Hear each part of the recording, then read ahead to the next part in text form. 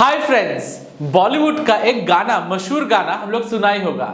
ये दोस्ती हम लोग नहीं तोड़ेंगे, पर अगर दोस्ती टूट गया तो क्या होता है।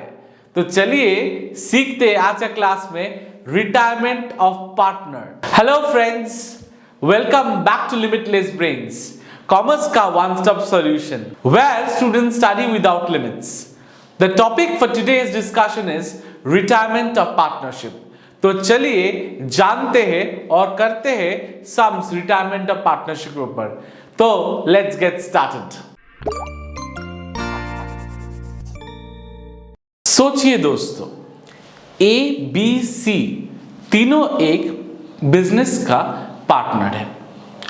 ऑल ऑफ अ सडन सी ने सोचा कि चलो भाई बिजनेस छोड़ के निकल जाते हैं, और वो अपना ये डिसीजन ए और बी से बोला और दोनों का कंसेंट लेके वो बिजनेस से हट गया, एक रिटायरमेंट का नोटिस देके। इसको बोलते हैं रिटायरमेंट ऑफ अ पार्टनर। अब जो आदमी बिजनेस से अपना नाता तोड़ता है, जो आदमी बिजनेस से अपना कनेक्शन तोड़ता है, उसको बोलता है रिटायरिंग पार्टनर। और जो लोग उसके बाद भी अपना बिजनेस कंटिन्यू करता है, जैसे कि ए और बी, उन लोग के बोलते हैं कंटिन्यूइंग पार्टनर्स। अभी सी चले जाने के बाद जो पार्टनरशिप होता है वो रिकंस्टिट्यूट होता है। जो पार्टनरशिप एग्रीमेंट्स होता है, जो पार्टनरशिप डीड है, वो फिर चेंज्ड होता है। सबसे इंटरेस्टिंग फैक्ट यहां पर यही है कि जब सी चले जाता है, सी अपना बिजनेस में जितना भी शेयर है वो लेके जाता है, और जो जो उसका लायबिलिटी है वो पे ऑफ करके जाता है। तो पहले जान लेते what are the rights of a retiring partner. तो जब एक रिटायरिंग पार्टनर बिजनेस छोड़ के चले जाता है, अपना सब नाता तोड़ के, तब उसमें वो बिजनेस में उसको कुछ शेयर मिलता है। क्या क्या शेयर मिलता है? वो उसको बिजनेस में शेयर ऑन कैपिटल मिलता है। अब शेयर ऑन कैपिटल क्यों मिलता है? भाई वो बिजनेस बनाया, इतना दिन बिजनेस चल रहा है, कैपिटल जो है वो कैपिटल उसका पार्ट पोर्शन है, तो उस पोर्शन का भाग उसको भी मिलेगा। वो कैपिटल के ऊपर जो इंटरेस्ट होता है उसका भी भाग उसको मिलेगा। उसके साथ साथ ये जो बिजनेस है, उसका जितना एसेट्स है, लायबिलिटीज है, उसमें भी उसका भाग है, तो उसमें उसका भाग भी जरूर मिलेगा। तो रिवैल्यूएशन प्रॉफिट का भी भाग उसको मिलेगा। इसके साथ अगर बिजनेस में कुछ एक्यूमुलेटेड प्रॉफिट्स भी है, उसका भी भाग इसको मिलेगा। बट जैसे कि उसको ये सब चीज का भाग मिल रहा है, उसको कुछ लायबिलिटीज भी लेना पड़ेगा, जैसे कि ड्राइंग्स, इंटरेस्ट ऑन ड्राइंग्स।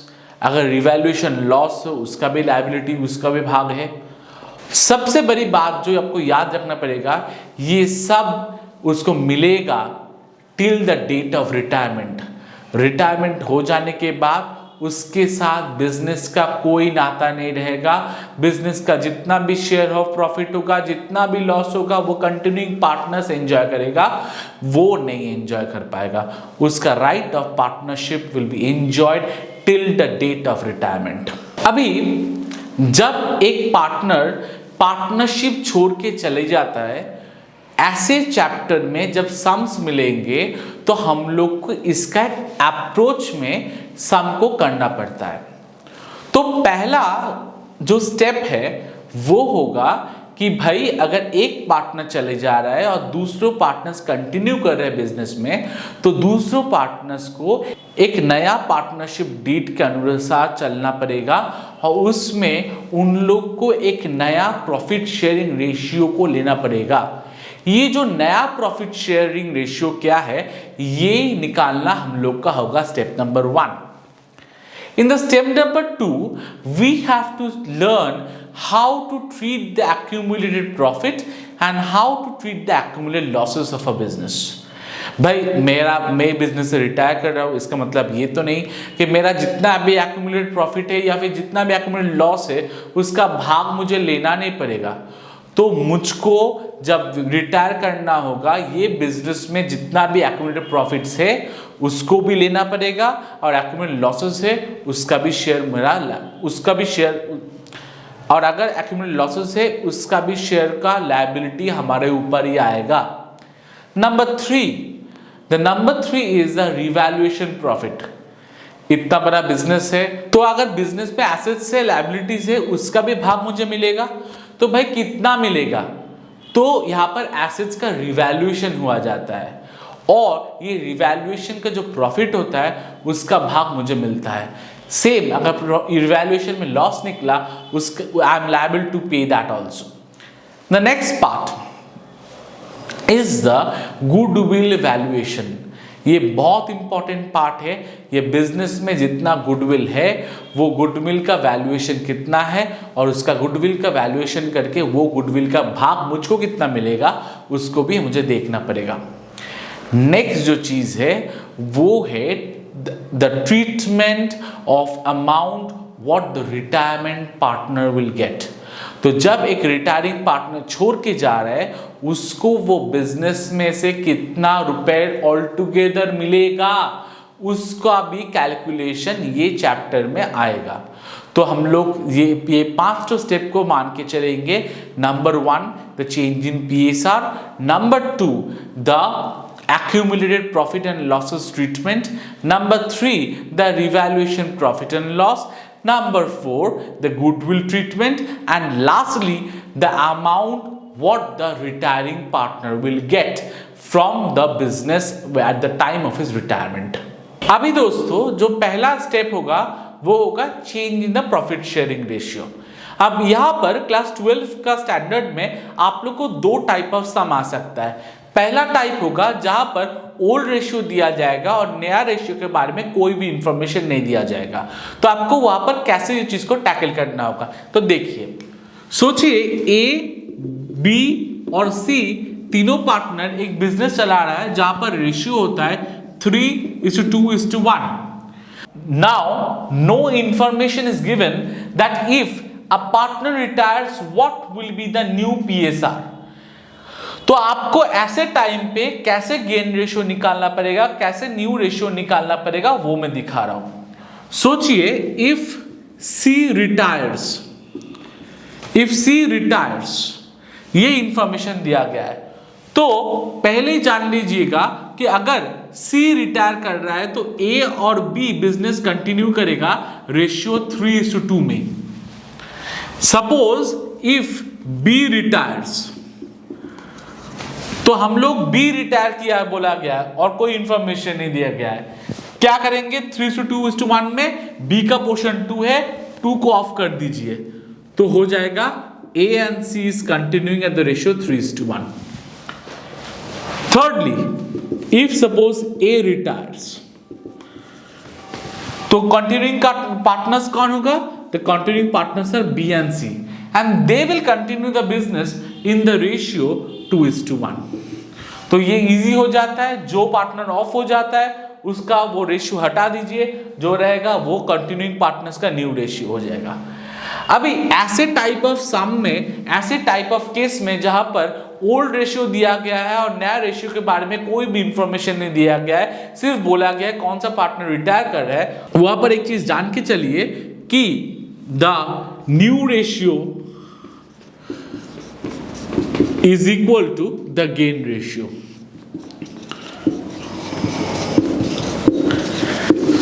ये चीज जान के चलिए। अभी गेन रेशियो क्या है?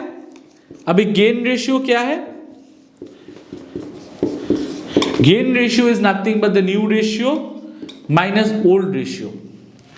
अब चलिए इसको प्रूफ करते हैं कि new ratio will be gain ratio when the no information will be giving about the new PSR। तो चलिए ये इंफॉर्मेशन ले लेते हैं कि C रिटायर कर रहा है, A और B is the ongoing partners. तो चलिए ये केस को थोड़ा देखते हैं। ये केस में C रिटायर कर जा रहा है and A and B are ongoing partners. तो देखिए निकालते इसका गेन रेशियो। गेन रेशियो, पहले पार्टनर ए का गेन रेशियो निकालते हैं। पार्टनर ए का न्यू रेशियो कितना है? New ratio is 3/5। So what is the old ratio? The old ratio is 3/6। सो अभी का रेशियो 3/5 और पिछला वाला रेशियो है 3/6। मेरा यहां पर गेनिंग रेशियो होगा 3/30। अभी बी के लिए देखिए क्या होगा। अभी बी के लिए देखिए, बी का मेरा नया रेशियो क्या है? 2/5 और मेरा ओल्ड रेशियो कितना है? मेरा ओल्ड रेशियो है 2/6। तो यहां पर क्या बन जाता है? 2/30। तो मेरा गेन रेशियो क्या रहता है? मेरा गेन रेशियो रहता है 3:2। अभी आ जाते हैं हम लोग का दूसरा टाइप ऑफ सम जो आपको एग्जामिनेशन में मिलेगा, जहां पर आपको ओल्ड रेशियो भी दिया जाएगा, जहां पर आपका न्यू रेशियो भी दिया जाएगा और आपको निकालना पड़ेगा गेनिंग रेशियो। तो देखिए कैसे निकालना पड़ेगा अपना गेनिंग रेशियो। सोचिए, बोला दिया गया है कि A, B and C, three are doing a business and sharing their profits and losses in the equal ratio 1:1:1. And suppose B retires.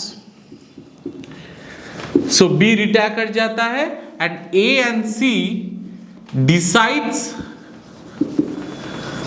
to share in 3:2 ratio.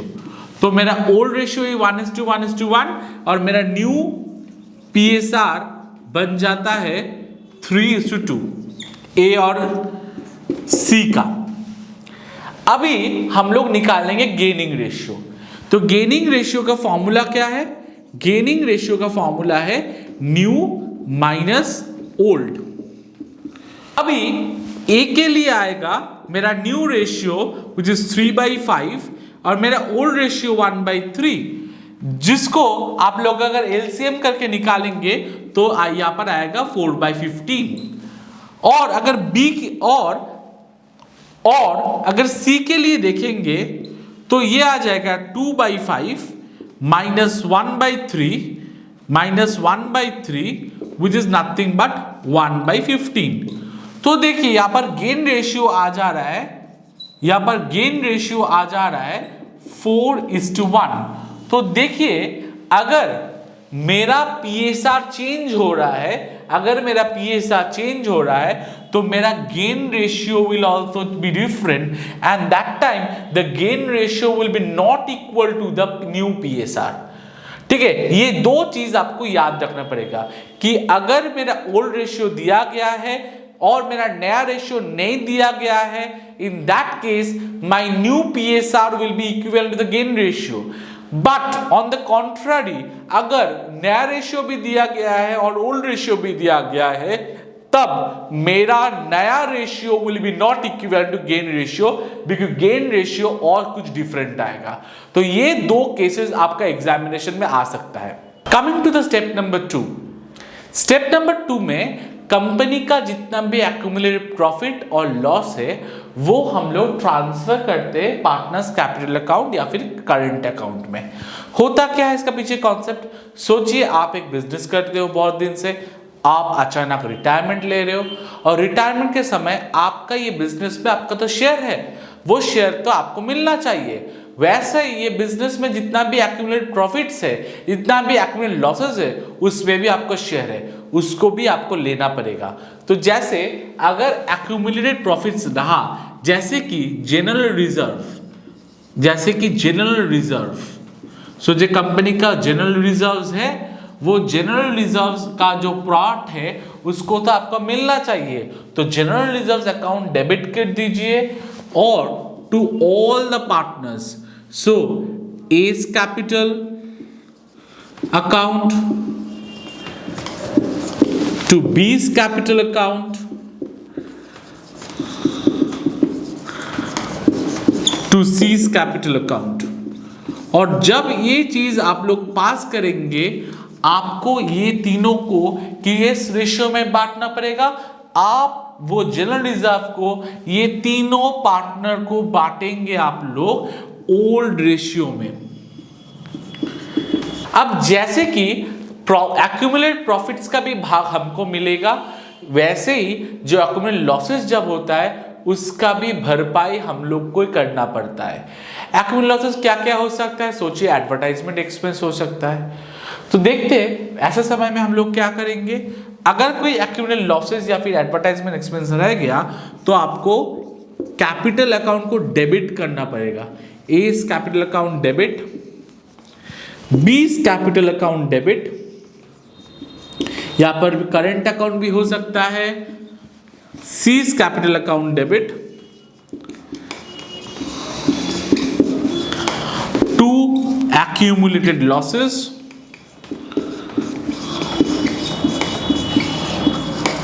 जैसे कि पीएल सस्पेंस हो सकता है, जैसे कि हम लोग का एडवर्टाइजमेंट एक्सपेंस भी रह सकता है, एक्सपेंस भी रह सकता है। फिर ये तीनों को कौन से रेशियो में बांटेंगे? ये तीनों को हम लोग बांटेंगे ओल्ड पीएसआर में, ओल्ड प्रॉफिट शेयरिंग रेशियो में। तो ये चीज होगा मेरा पॉइंट नंबर 2 या फिर मेरा स्टेप नंबर 2, जहां पर हम लोग ये एक्यूमुलेटेड प्रॉफिट्स या फिर एक्यूमुलेटेड लॉसेस को पार्टनर्स में ओल्ड रेशियो में बांट देंगे। अब सोचिए, जब एक पार्टनर रिटायर करता है एक बिजनेस से, वो अपना शेयर लेके जाता है। वैसे ही वो बिजनेस में जितना भी एसेट्स है, जितना भी लायबिलिटीज है, उसका भी रिवैल्यूएशन करना पड़ता है, जैसे कि उसका रिवैल्यूएशन का प्रॉफिट या फिर लॉस का भी शेयर वो पार्टनर को मिल जाए। तो यहाँ पर ये चीज को देखेंगे हम लोग रिवैल्यूएशन अकाउंट में। तो एक रिवैल्यूएशन अकाउंट बना लेते हैं। उसका फॉर्मेट क्या होगा? एक रिवैल्यूएशन अकाउंट में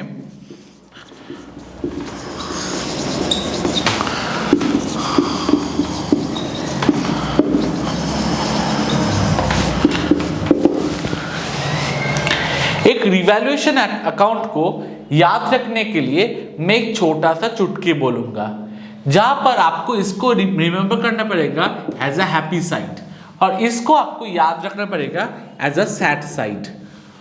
तो जब एसेट्स इंक्रीज होगा और the value of the assets when will increase, आप उसको इस साइड में रख देंगे। इसका मतलब रिवैल्यूएशन के बाद अगर कोई एसेट का वैल्यू बढ़ता है तो हम लोग उसको इस तरफ रख देंगे। तो ये बन जाता है at the time of increase, हम लोग इसको क्रेडिट साइड में रखेंगे। सिमिलरली, अगर कोई एसेट का वैल्यू जब डिक्रीज होता है रिवैल्यूएशन करने के बाद, वो हम लोग का दुख का खबर है और उसको हम लोग यहां पर पुट करेंगे टू एसेट्स। ये at the time of decrease होगा। दूसरा बात, लायबिलिटी जब घटता है हम लोग को खुश होना चाहिए, क्योंकि हम लोग का बोझ घट जाता है। तो हम लोग फिर इसको क्रेडिट साइड या फिर हैप्पी साइड में रखेंगे। तो लिखेंगे by liabilities, it will happen at the time of decrease of liabilities at the time of revaluation। अगर लायबिलिटी बढ़ जाता है, बोझ बढ़ जाता है, स्ट्रेस और बढ़ जाता है, तो हम लोग इसको रखेंगे टू साइड में at the time of revaluation. अगर वो इंक्रीज कर जाता है तो at the time of increase. तो अगर this side is more than this side, we will come to a revaluation profit, और अगर this side is more than this side, we will end up with a revaluation loss। अभी loss हो या फिर profit, उसको बांटना पड़ेगा किस रेशियो में? ओल्ड पीएसआर में। तो सोचिए, मैं पकड़ लेता हूं कि हम लोग का प्रॉफिट हुआ है। सोचिए हम लोग पकड़ रहे, इसको प्रॉफिट हुआ है, तो हम लोग इसको रखेंगे to A's capital, B's capital and C's capital में उसको बांट देंगे। और क्या रेशियो में बांटेंगे? ये तीनों को बांटेंगे हम लोग ओल्ड पीएसआर में। सिमिलरली, अगर ये चीज रिवैल्यूएशन लॉस होता है तो ये चीज यहाँ पर आ जाएगा और वही सेम को हम लोग बांट देंगे ओल्ड पीएसआर में, सिर्फ वो चीज यहाँ पर आ जाएगा। तो ये बन जाता है हम लोग का रिवैल्यूएशन अकाउंट। तो अल्टीमेटली रिवैल्यूएशन अकाउंट कहाँ पर क्लोज होता है?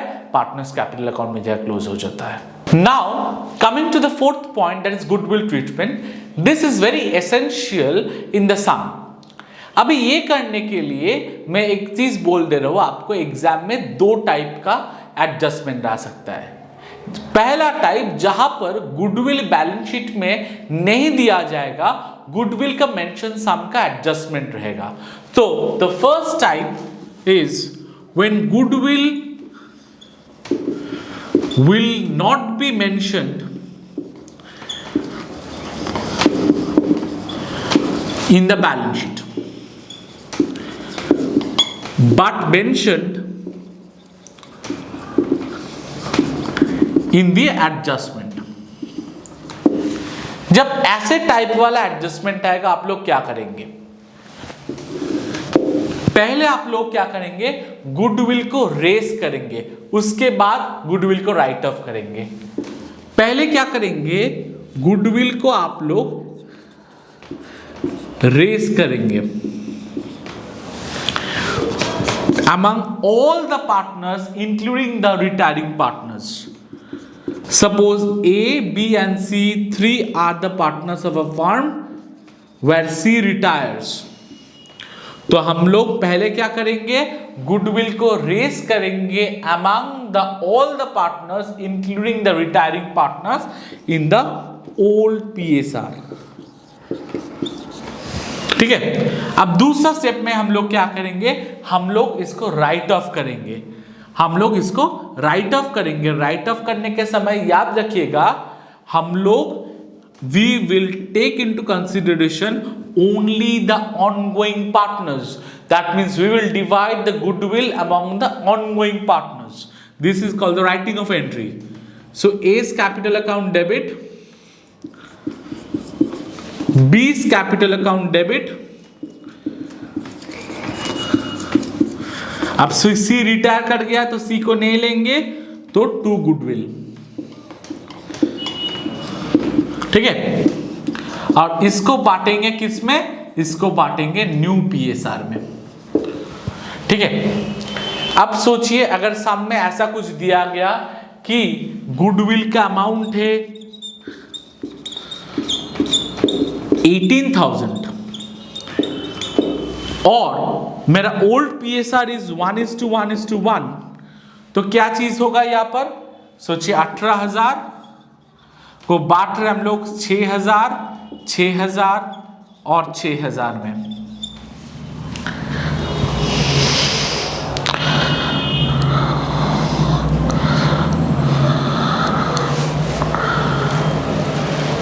अब सोचिए मेरा न्यू रेशियो क्या है? बोला नहीं दिया गया है, तो न्यू रेशियो क्या होगा? 1:1 ही होगा। अभी ये हम लोग इसको बांटेंगे फिर कितना? 18,000 को 9,000 और 9,000 में, क्योंकि मैंने बोला था आप लोग को याद रहेगा होगा कि अगर ओल्ड रेशियो मेंशन किया गया है, न्यू रेशियो नहीं मेंशन किया गया है, तो ओल्ड रेशियो में will be continue as a new ratio. तो here it was 1:1:1, now it will continue as 1:1। तो देखिए दोस्तों, हम लोग ने पहले क्या किया? गुडविल को रेस किया, उसके बाद गुडविल को हम लोग राइट ऑफ किया अमंग द ऑनगोइंग पार्टनर्स। ये होगा हम लोग का पहला टाइप ऑफ एडजस्टमेंट। इसका एक ऑल्टरनेटिव मेथड भी है, वो भी मैं दिखा रहा हूं आपका यूजफुलनेस के लिए, तो उसको भी थोड़ा फॉलो कर लीजिए। अब ये ऑल्टरनेटिव मेथड है क्या? पहले हम लोग को निकालना पड़ेगा the value of C's share in goodwill. अब पूरा गुडविल कितना है भाई? 18,000 का। अब पूरा गुडविल कितना है भाई? 18,000 का। उसमें सी शेयर कितना होगा? सी का रेशियो कितना है? 1/3, तो हो जाएगा 6,000। So 6,000 is C share among the entire goodwill. अब सी शेयर को हम लोग ए और बी से बांट देंगे, तो यहां पर हो जाएगा S capital account debit, B's capital account debit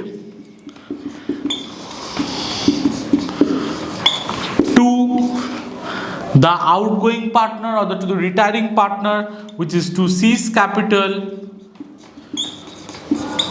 और यहां पर याद रखेंगे इसको हम लोग बांटेंगे गेन रेशियो में, इसको हम लोग बांटेंगे गेन रेशियो में। तो अगर मेरा ओल्ड पीएसआर विच इज 1:1, मेरा ओल्ड रेशियो इज 1:1:1 और मेरा न्यू रेशियो कुछ बोला नहीं दिया गया है, इसके मतलब gain ratio is equal to the old ratio is equal to the new ratio, इसके मतलब हम लोग इसको लेंगे gain ratio is equal to 1:1। तो हम लोग क्या करेंगे, ये 18,000 को हम लोग 9,000 में तोड़ देंगे। आप इसको बोल सकते हैं इसको कैपिटल ट्रांसफर एंट्री। अभी दूसरा टाइप ऑफ एडजस्टमेंट जहां पर the goodwill amount will be mentioned in the balance sheet। सोचिए गुडविल बैलेंस शीट में दिया गया है और एडजस्टमेंट में कोई इसका इंफॉर्मेशन नहीं है। बहुत सिंपल, गुडविल को राइट ऑफ कीजिए among all the partners including the retiring partner. So क्या करेंगे, सोचिए गुडविल दिया गया 18,000 रुपए और ओल्ड पीएसआर है 1:1:1। तो हम लोग क्या करेंगे, बहुत सिंपल है, S capital account debit, B's capital account debit, C's capital account debit to goodwill. तो गुडविल को हम लोग राइट ऑफ कर दिए and this will be shared in the old PSR that is 1:1। तो यहाँ पर 18,000 आता है तो यहाँ पर 6,000 6,000 6,000 में हम लोग जस्ट इसको बांट देंगे। तो हम लोग का अगर गुडविल बैलेंस शीट में दिया गया है तो हम लोग ये चीज फॉलो करेंगे। सिर्फ ये कॉम्प्लेक्स नहीं है, कॉम्प्लेक्स है जब गुडविल एडजस्टमेंट में दिया जाता है। तो जब गुडविल एडजस्टमेंट में दिया जाता है थोड़ा याद रखिएगा, हम लोग को पहले इसको रेज करना है, उसके बाद राइट ऑफ करना है। this way number 1 and the second way you can follow that the capital adjustment method, जहां पर होता है the ongoing partners capital account debit to the retiring partners capital। अभी आ जाता है सम के अंतिम पड़ाव पर। यहां पर the payment due to the retiring partner has to be calculated। यहां पर एक चीज आप लोग को याद रखना पड़ेगा कि जो पेमेंट ड्यू है वो रिटायरिंग पार्टनर अपना लास्ट डेट ऑफ रिटायरमेंट में पैसा घर पे ले जा सकता है। तो यहां पर 3 पॉसिबिलिटीज बन जाता है। पहला possibility, at the date of retirement retiring partner पूरा पैसा अपना घर में कैश में ले जा सकता है। सो कैश में पूरा पैसा रिटायरिंग पार्टनर अपना घर ले जा सकता है। दूसरा पॉसिबिलिटी, सोचिए फर्म के पास उतना सफिशिएंट अमाउंट नहीं है पार्टनर को देने के लिए, तो इमीडिएटली क्या करेंगे, पार्टनर को जो पैसा ड्यू है वो amount will be converted into the partners loan account. Partner का जो ड्यू है वो फर्म के लिए एक लोन जैसा बन जाएगा। और नंबर 3, जब फर्म रिटायरिंग पार्टनर को कुछ पैसा कैश में दे देगा और बाकी जो रहेगा वो लोन जैसे ट्रीट करेगा, तो जहां पर पार्शियल लोन होगा और कुछ कंपनी उसको कैश में पेमेंट करेगा, तो it's called partial loan and partial cash. तो ये 3 पॉसिबिलिटीज है कि जैसे फर्म अपना रिटायरिंग पार्टनर को उसका ड्यूज क्लियर कर पाए। अभी करते हैं सम का शुरुआत। पहले देखिए कुछ इंफॉर्मेशन दिया गया है, उसमें सबसे इंपॉर्टेंट इंफॉर्मेशन जिससे हम लोग सम को शुरू करेंगे वो है the change in the PSR. अभी देखिए सम में ओल्ड रेशियो दिया गया है पर नया रेशियो के बाद में कोई इंफॉर्मेशन नहीं दिया गया है, तो पहले लिख लेते हैं m:n:o the old ratio which is 3:2:1, but nothing is mentioned about the new PSR। In that case, the new PSR will be the old ratio only, that is 2:1, because M is retiring and no information is given about the new PSR, so I will take the old PSR with the new PSR, and the gain ratio will be also 2:1. Now, the most important thing with which we'll start the sum is that the goodwill treatment. थोड़ा देख लीजिए, सम का balance sheet में goodwill के बारे में कोई information नहीं दिया गया है, पर सम का एडजस्टमेंट में बोला दिया है कि goodwill is agreed to be valued at ₹6,000.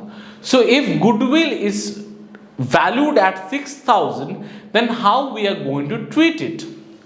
So value of goodwill is ₹6,000. अभी M चले जा रहा है, वो अपना शेयर ऑफ गुडविल ले जाएगा, तो M शेयर कितना है? M शेयर कितना है? 3/6 into this 6,000 which is 3,000.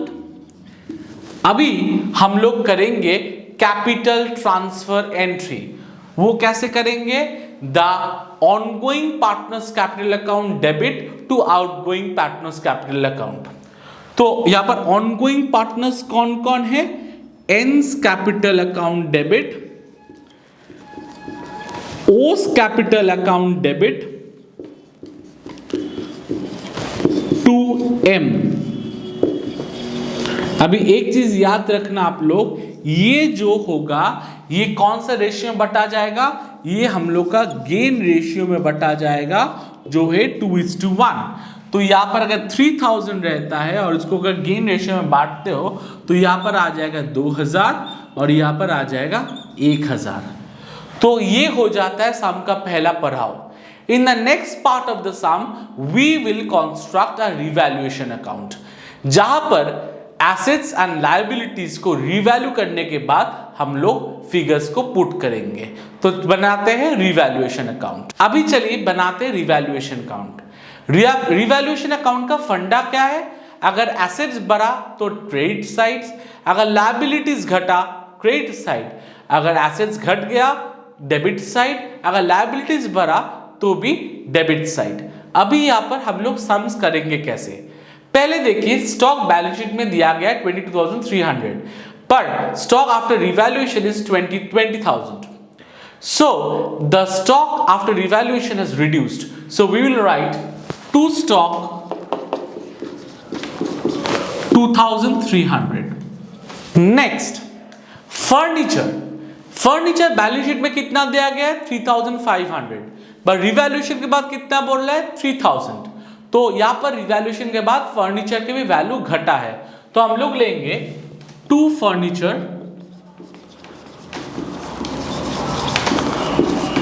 500। Next देखिए, बिल्डिंग का वैल्यू बैलेंस शीट में दिया गया 24,000, बट बिल्डिंग का वैल्यू रिवैल्यूएशन के बाद है 20,000 रुपीज। सो फिर बिल्डिंग का भी वैल्यू घटा है, तो हम भी उसको भी पोस्ट करेंगे to building 4,000. The plant and machinery given in the balance sheet as 9,750, but after revaluation it is 9,000. ये भी घटा है।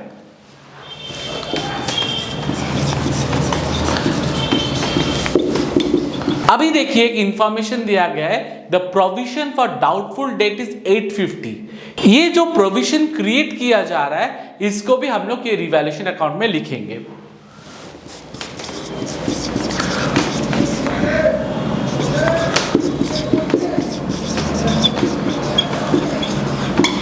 तो देखिए मेरा क्रेडिट साइड पूरा 0 है और मेरा डेबिट साइड पूरा भरा हुआ है, तो it's a clear case of revaluation loss.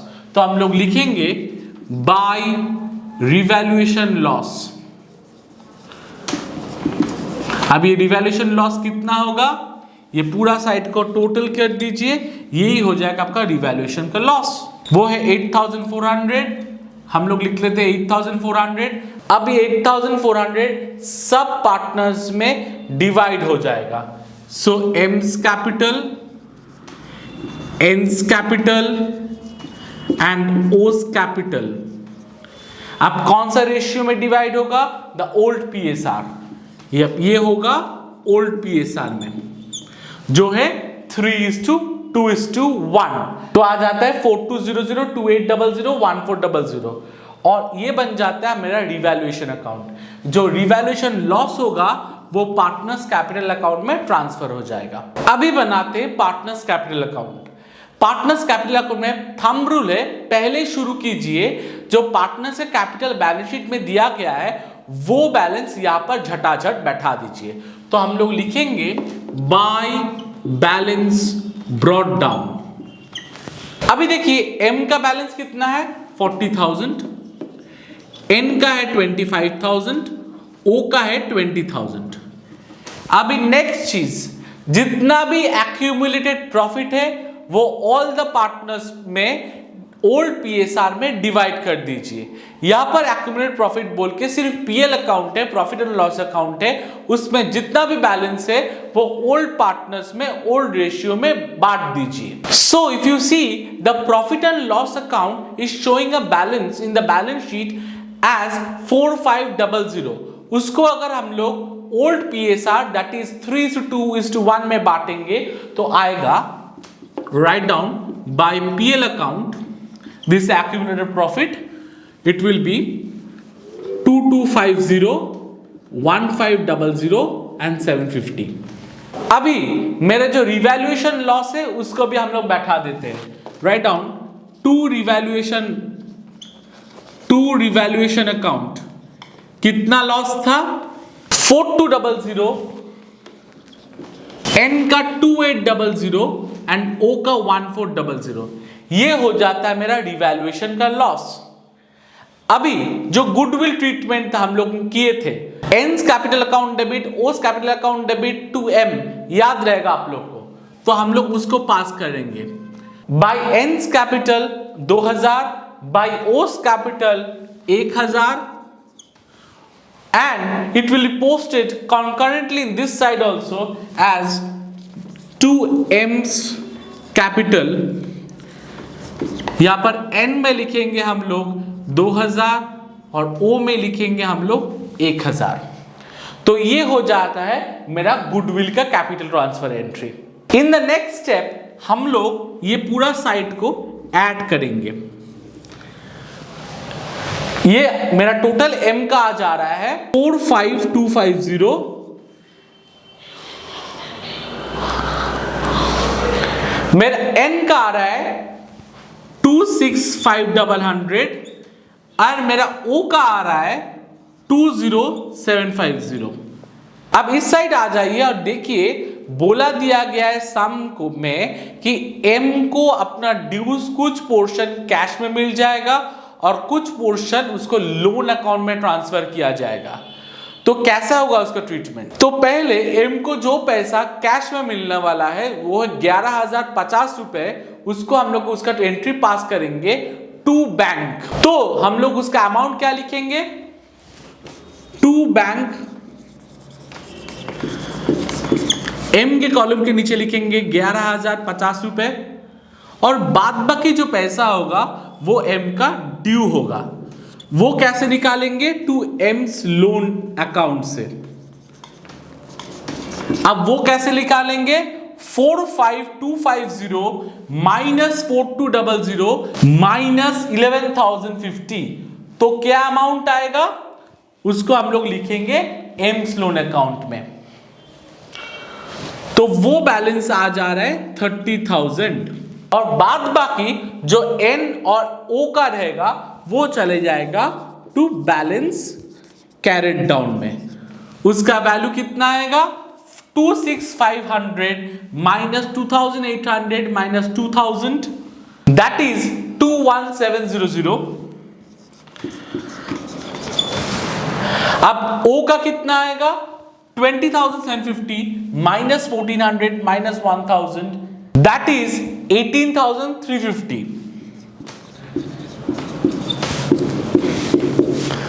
तो ये बन जाता है मेरा बैलेंस कैरेट डाउन।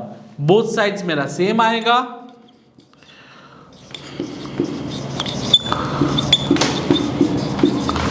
तो ऐसे ही बन जाएगा मेरा पार्टनर्स कैपिटल अकाउंट। अभी चले जाते हैं बैलेंस शीट में। अभी याद रखिएगा, जब बैलेंस शीट बनाएंगे हर एक एसेट्स एंड लायबिलिटीज को हम लोग रिवैल्यूड फिगर्स में दिखाएंगे। तो देखिए बैलेंस शीट बनाते हैं।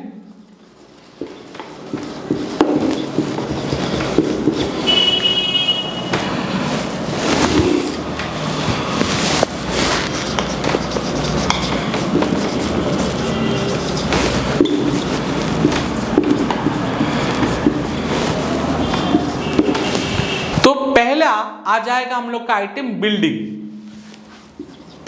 बिल्डिंग का वैल्यू कितना दिया गया, रिवैल्यूड फिगर 20,000। उसके बाद आएगा फर्नीचर।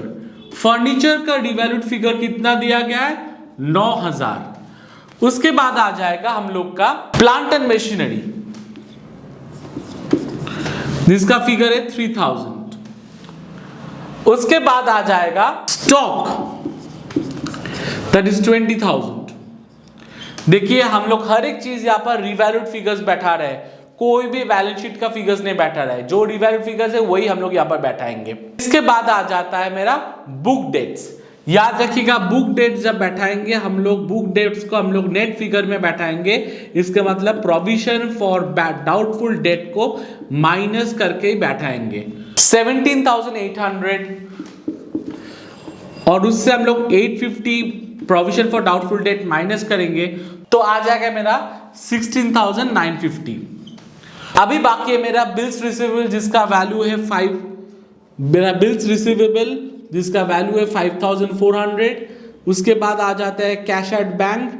अब कैश एट बैंक करने के समय एक चीज याद रखेंगे कि कैश एट बैंक से यहाँ पर एम को मैंने 11,050 रुपए दिया है, उसको एडजस्ट करके बैठाएंगे। So the value was 25,500 previously minus 11,050 rupees and the value is coming to 14,450। Last में मेरा आ जाएगा कैश इन हैंड। मेरा कैश इन हैंड का बैलेंस सम में दिया गया है 150, तो ये हो जाता है मेरा पूरा एसेट साइज। इसको आप ऐड करेंगे तो आपका वैल्यूज निकालेगा 88,950। अभी आ जाता है लायबिलिटी साइड में। लायबिलिटी साइड में पहले लिख लेंगे कैपिटल अकाउंट। यहां पर दो कैपिटल हम लोग लिखेंगे, एन का एंड ओ का। ये दो कैपिटल अकाउंट का जो फिगर होगा वो कैपिटल अकाउंट से हम लोग को मिल जाएगा। कैपिटल अकाउंट का टू बैलेंस सीडी से हम लोग को ये फिगर मिल जाएगा, which is 21,700 and 18,350। टोटल 40,050। अभी नेक्स्ट आएगा एम का लोन, क्योंकि एम को पैसा मैंने कुछ पैसा दे दिया है 11,050 रुपए और बाद बाकी 30,000 मेरा लोन है। नेक्स्ट आएगा मेरा क्रेडिटर्स। मेरा क्रेडिटर्स का वैल्यू दिया गया है बैलेंस शीट में 12,500। And lastly I come to the BP, which is again 6,400. If I add this up, it will also come to 88,950. We have come to the last portion of the sum where we have to find out the M's loan account. M's loan account बोला दिया है कि सम में बनाने के लिए, इसलिए हम लोग बना ले हैं। पहले जान लीजिए M का ड्यू है 30,000 और इसको बोला दिया गया कि M 3 तो इंस्टॉलमेंट में M को मिलेगा। तो एक एक इंस्टॉलमेंट में ईच इंस्टॉलमेंट कितना का होगा, 30,000 divided by 3, that is 10,000. So he will receive 10,000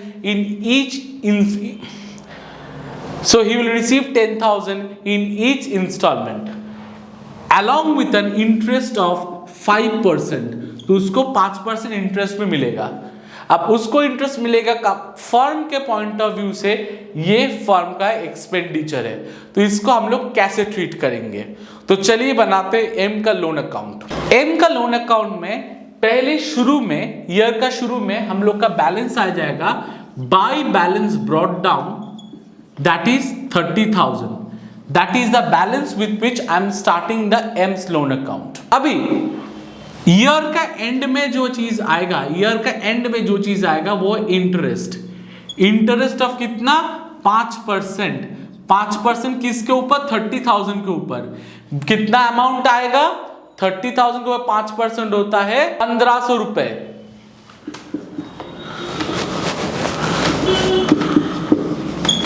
अभी हम लोग उसको पेमेंट करेंगे ईयर एंड में। कितना ईयर पेमेंट करेंगे? लिखेंगे टू बैंक कितना? 10,000 is my principal plus 1,500 is the interest portion. It is coming to 11,500. तो बैलेंस कितना रह जा रहा है at the end of 1 year? To balance carried down, it is coming to 20,000. अभी ईयर 2 में आ जाता है। ईयर 2 का शुरू में आ जाएगा बाय बैलेंस BD 20,000. अब यहां पर भी मुझे ईयर एंड में मुझे इंटरेस्ट पे करना पड़ेगा। इंटरेस्ट कितना होगा? 5% of 20,000. That's the balance remaining, which is nothing but 1,000. Now the payment which I have to make at the end of the year, second year, at the end of the second year, जो ये first year हो जाता है, ये मेरा second year चल रहा है, ठीक है, ये मेरा सेकेंड ईयर चल रहा है, तो it is 10,000 plus 1,000, that is 11,000. अभी इसका बैलेंस कैरेट डाउन कितना रहेगा? इसका बैलेंस कैरेट डाउन होता है 10,000 रुपए. ये हो जाता है मेरा सेकेंड ईयर. अभी आ जाता है हम लोग थर्ड ईयर पे. थर्ड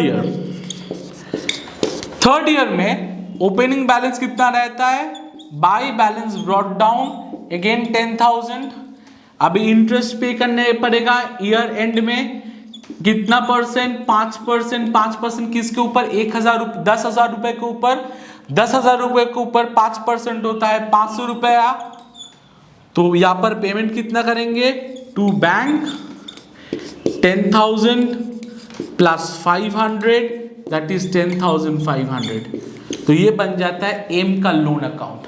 तो तीनों साल में हम लोग डिस्ट्रीब्यूट किए हैं अलॉन्ग विद एन इंटरेस्ट. याद रखिएगा, इंटरेस्ट पेमेंट ईयर एंडिंग में होता है और ये जो मनी पेमेंट होता है वो भी ईयर एंडिंग में होता है. तो हर एक ईयर में हम लोग शुरू करेंगे balance carried down brought down के साथ और इंटरेस्ट पे ऐड करके उसको हम लोग पेमेंट करेंगे. तो ऐसे बन जाएगा हम लोग का loan account. So with this we come to the end of this sum where we have done a revaluation account, where we have done a partners capital account, a balance sheet and a loan account. So friends, in this video we have learned the entire concept of retirement of a partner, जहां पर हम लोग सीखे हैं retirement of partnership के समय क्या क्या चीज होता है, कैसे चेंज इन PSR को ट्रीट किया जाता है, कैसे गुडविल का ट्रीटमेंट होता है, कैसे एक्यूमुलेटेड प्रॉफिट एंड लॉसेस का ट्रीटमेंट होता है, कैसे हम लोग बनाते हैं revaluation of an assets and liabilities, और सबसे इंपॉर्टेंट बात कैसे रिटायरिंग पार्टनर का क्लेम को सेटल किया जाता है. और सबसे अच्छा चीज है यहाँ पर सिर्फ कॉन्सेप्ट्स नहीं, उसके साथ हम लोग ने सम भी सीखा और सम में हम लोग रिवैल्यूएशन अकाउंट बनाना सीखा, पार्टनर्स कैपिटल अकाउंट बनाना सीखा, बैलेंस शीट बनाना सीखा, और सबसे इंटरेस्टिंग एक लोन अकाउंट में कैसे इंटरेस्ट को लिया जाता है, उसका पेमेंट कैसे होता है वो भी सीखा. So this video is very important for your ISC. Please do prepare this kind of sums. Please do practice and prepare for your board examination. Thank you and be with us to learn more about these concepts of accountancy, because in Limitless Brains we study without limits. Thank you everyone.